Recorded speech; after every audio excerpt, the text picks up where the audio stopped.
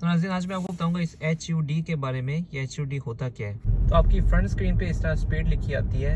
इसे कहा जाता है HUD यानी हेड अप डिस्प्ले। और मीटर से इसकी ब्राइटनेस को और इसकी पोजीशन को हम एडजस्ट कर सकते हैं। ड्राइवर है उसके मुताबिक इसकी पोजीशन को चेंज किया जा सकता है यहाँ से। सिर्फ यही नहीं, अगर आप अपने नेविगेशन से कोई भी रास्ता लगाते हैं, जिससे अगर मैं जाना चाहूँ नागोया स्टेशन की तरफ, तो इसे लिखा जाएगा नागोया एकी और इसको सर्च किया तो निकला है नागोया स्टेशन और इसको कर दिया सेट। तो ये देखिए,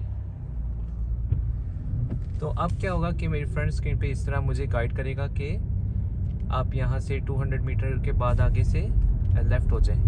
तो कोई अगर आप मंजिल सेलेक्ट कर लेते हैं तो इस तरह आपको HUD के ज़रिए गाइड किया जाता है। इसका फ़ायदा ये है कि आपको स्मार्टफोन वगैरह अपने नेविगेशन को देखने की ज़रूरत नहीं, आपकी नज़र हमेशा सामने रहेगी और आपको गाइड भी मिलती रहेगी। तो ये है HUD।